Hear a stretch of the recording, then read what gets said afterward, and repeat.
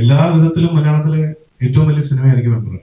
അത് cast wise അല്ലെങ്കിൽ number of locations wise, budget wise, എല്ലാ രീതിയിലും. അതുപോലെ ഈ അന്യഭാഷാ ചിത്രങ്ങളുടെ റിലീസ് സ്റ്റേഷൻസിന് ഒരു ചെറിയ റെസ്ട്രിക്ഷൻ കൊണ്ടുവരണമെന്ന് എനിക്ക് തോന്നിയിട്ടുണ്ട്. കാരണം പലപ്പോഴും ഒരു മാസ് വേവ് പോലെ വന്നാണ് നമ്മുടെ കംപ്ലീറ്റ് കേരളത്തെ കീഴടക്കുന്നത്. നല്ല സിനിമകൾ ഇവിടെ ഓടും. അതിപ്പോ 100 തിയേറ്റർ ആണെങ്കിലും 200 തിയേറ്റർ ആണെങ്കിലും 1000 തിയേറ്റർ ആണെങ്കിലും ഓടും. പക്ഷെ ചെറിയ സിനിമകൾ വെയിറ്റ് ചെയ്ത് നിൽക്കുന്ന സമയത്ത് ഒരു വലിയൊരു തിരമാല വരുന്നത് പോലെ വന്ന് കംപ്ലീറ്റ് ഏറ്റെടുക്കുന്ന ഒരു പ്രതീതിയുണ്ട്. അപ്പൊ ഡെഫിനറ്റ്ലി അങ്ങനെയുള്ള അന്യഭാഷാ സിനിമകളുടെ റിലീസ് ഡെഫിനറ്റ്ലി എല്ലാ ഭാഷകളും വേണം. സിനിമ എന്ന് പറയുന്നത് നോ ലാംഗ്വേജ് ബാരിയർ. പക്ഷെ ഇവിടെ അങ്ങനെയുള്ള സിനിമകൾ ഇറക്കുമ്പോൾ നമ്മുടെ ഇൻഡസ്ട്രിയെ സേവ് ചെയ്യേണ്ടത് നമ്മൾ തന്നെയല്ലേ. നമ്മൾ തന്നെ ഒരു എഫേർട്ട് എടുക്കില്ല നമ്മുടെ ഇൻഡസ്ട്രിയെ നമുക്ക് സേവ് ചെയ്യാൻ പറ്റും.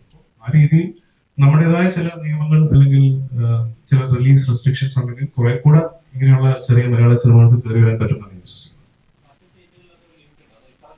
എന്നിട്ടില്ലേ ഇല്ലാതെ.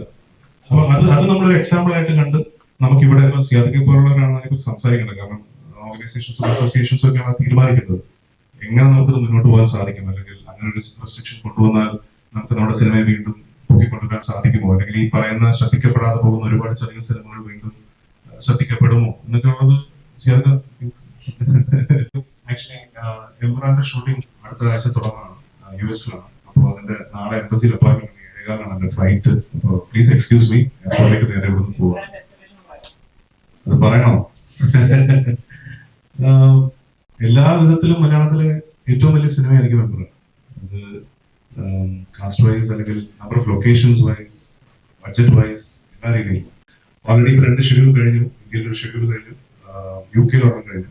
അടുത്ത ഷെഡ്യൂൾ US-ൽ തുടങ്ങുകയാണ് അടുത്ത ആഴ്ച. അപ്പൊ അവിടെയാണ് ഗോവർദ്ധൻ ജോയിൻ ചെയ്യുന്നത്.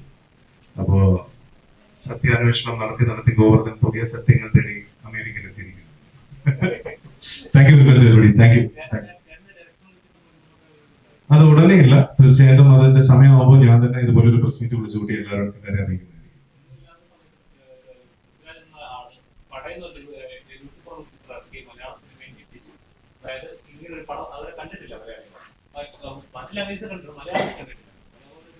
കേട്ടിക്കണോ?